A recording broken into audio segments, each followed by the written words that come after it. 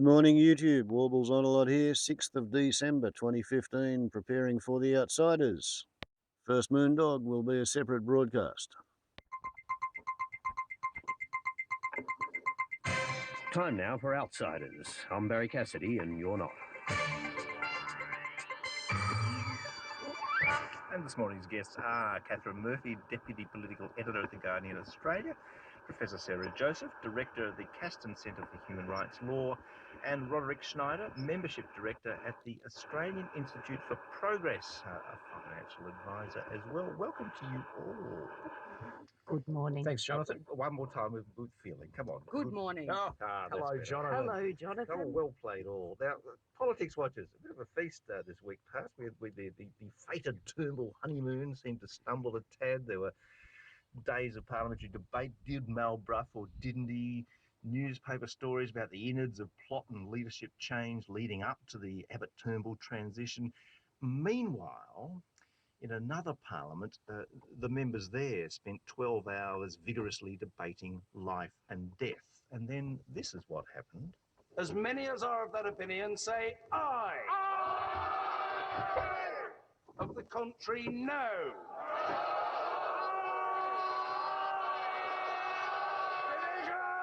Clear the lobby. The ayes to the right, 397. The noes to the left, 223. So the ayes have it. The ayes have it. Catherine Murphy, that's how they do it in a real parliament. That's UK lawmakers voting to go to war. All kinds of fabulous. They do they do serious things there, don't they? No. Of course, it's a real parliament. It's a magnificent parliament, and the Syrian debate was actually fascinating, and that sort of conclusion to it was equally fascinating in terms of drama and moment. That's sort of an interesting counterpoint, though, isn't it? As we sort of pretty much had internally gotchery sort of politics as usual a bit. There we have another parliament really wrestling with something substantial. Well, of course, our parliament does that as well, but it's certainly not in the last week of this session. It was a pretty messy week, as you've said, and it was a week in which the various chickens associated with leadership changes came home to roost on a number of fronts. Extraordinary series, Sarah, in the Fairfax papers through the week, 5 days of what led up to the transition. What did you make of that? Anything in that you thought we didn't know, or how did it leave you feeling about that change? I think Peter Harcher added a lot of detail that we didn't know before, or at least things I didn't know, such as Hockey's grand economic plan of GST rise and tax cuts. I think we were aware of the management style of Peter Credlin, but he went into a lot more sort of detail of micromanagement. The way international leaders made fun of the shirt fronting, and then probably the first day. I actually think the first day was probably the most interesting in terms of the preparations which were allegedly being made from February by Turnbull and Bishop and Scott Morrison. But I'm not sure, after having read 5 days of it, I'm not sure, even though it added a lot of detail, I don't personally think it added anything that was You should be congratulated for reading all 5. That's Thank you. Something in itself. Roderick, I mean, it's an interesting thing. I mean, the conventional wisdom at the time that this change took place, that it was seamless, painless, and nothing to see here, and yet here we see in this telling of events that there was as much plot and intrigue as, well, in any other transition of leadership. Well, I think, Jonathan, that's probably why in the end it seemed so seamless. There was so much preparation for it. Very well organised. Yeah, and I'd have to agree with Sarah. I think the outline was always there, and what Harcher's done is sort of coloured in for us, really. Yeah, I think you take the point, don't you, Catherine, that it's impossible to have this sort of transition without leaving wreckage, without there being the sort of disturbance that we're seeing now. Well, there are no leadership transitions or changes without consequences. It's you can have a sort of initial period where the consequences of the change are masked or ameliorated, but ultimately all of those pieces, I suppose, of the transaction are consequential and tend to play out over the fullness of time. But there is something about our political life at the moment, though, where there is this sort of playing out on steroids of the consequences of various decisions.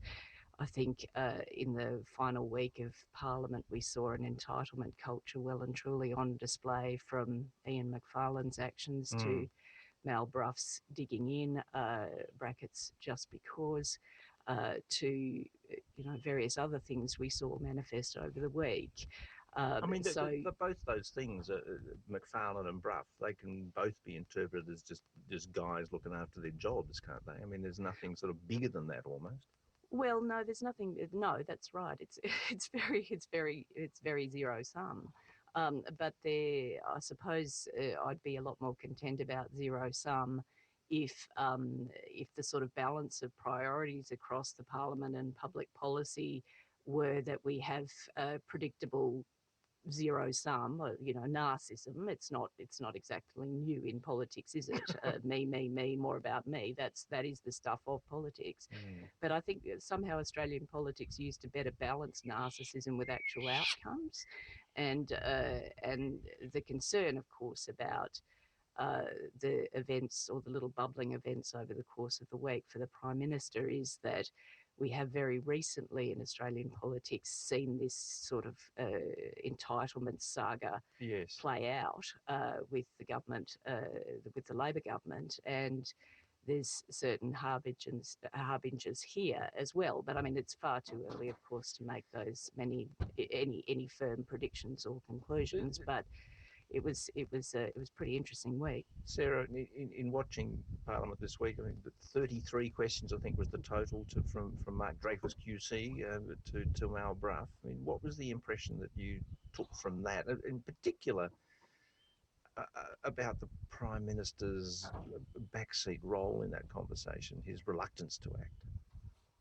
Well, it was well known it is well known that Mal Brough was a Turnbull supporter.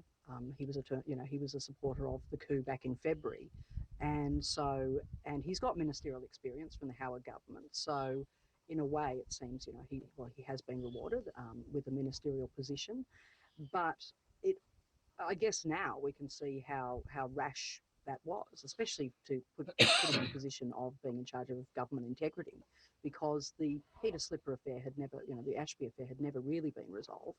I guess the thinking was, well, unless something new happens, we'll just ride this out. And of course, something new has happened. The police are now thinking of bringing charges. I think the abiding impression I got from what happened in Parliament is actually there's a vine going around on Twitter which captures it perfectly. It shows the question being asked by Liz Hayes on 60 Minutes, did you procure the diary? His answer then being yes. And then exactly the same question coming from Mark Dreyfus, and of course the answer being no. And he hasn't, I guess he's explained that by apologising for us misunderstanding that. Yes, it's all our fault. Clearly we should have seen that. Roderick, that's as it may be, but the more substantial issue here is Malcolm Turnbull's judgment in giving Brough that job in the first place. So we sort of 6 degrees here separated from Godwin Gretsch. Is this, again, that sort of prime ministerial call? Does that concern us?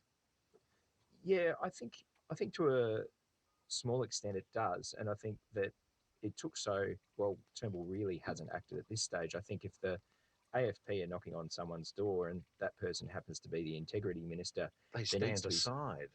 Yeah, or until the investigation's finished at the very least, I would have thought it'd be a perfectly reasonable thing to do, and yet it'd save him from having to outright sack him, but just say that while the investigation's going, Brough will stand aside, and I think that'd be perfectly reasonable. There's really no, apart from the federal police knocking on the door, there's no new information that we have at hand at the moment. So I don't think all of the current affair questions playing out again doesn't really tell us anything new. I don't think so.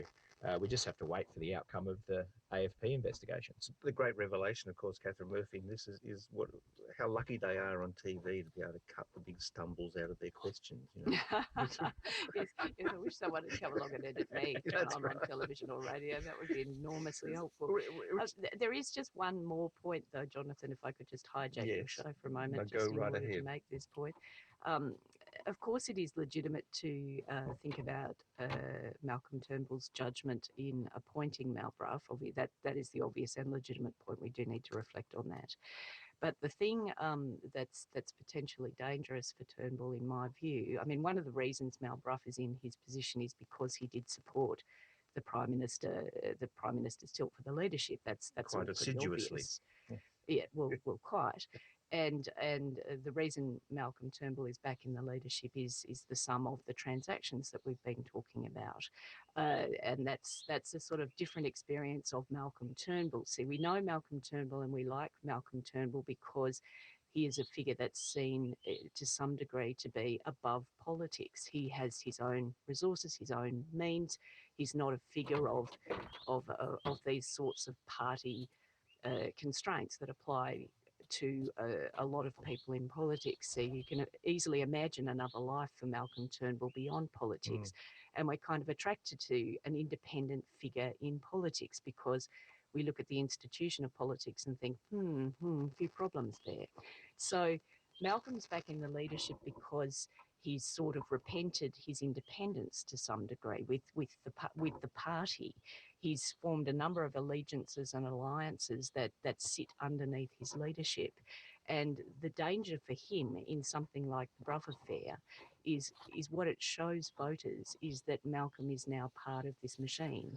Malcolm, who has presented himself as being someone who something can else. fix the machine, is now captive of it. I wonder though, Sarah, and bringing voters into that conversation is significant because I wonder how much of this actually changes ordinary Australians' perspective of these events, how closely they're tuned into this, how many ordinary Australians read 5 Days of Peter Harcher, how many ordinary Australians...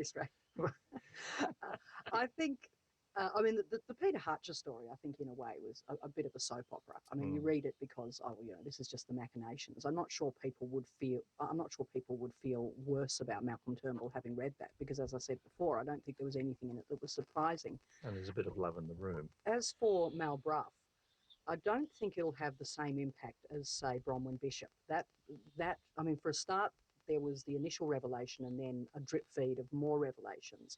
And the issue there was the idea of her ripping off the public. Whereas Mal Brough, yes, it's possibly a breach of the criminal law, and I guess we'll find that out. If the AFP charge him, clearly his position becomes That takes us to another untenable. level, yes. But if he's not charged, I think he can ride it out. He might have reached the summer break just in time, but I don't see it having the same impact. And as for Malcolm Turnbull, possibly this idea of some sort of end of the honeymoon does have to end sometime. There's only so long you can kind of ride on the idea that you are not Tony Abbott. And all that, I agree with what Catherine was saying about the fact that he has presented himself as someone above politics. But the reality is that's not true. He's not.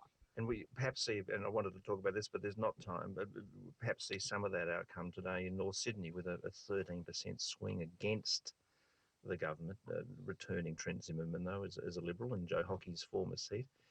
Perhaps another time we can talk that. Thanks to our guests this morning, Catherine Murphy, Sarah Joseph and Roderick Schneider. Okay, here endeth this lesson.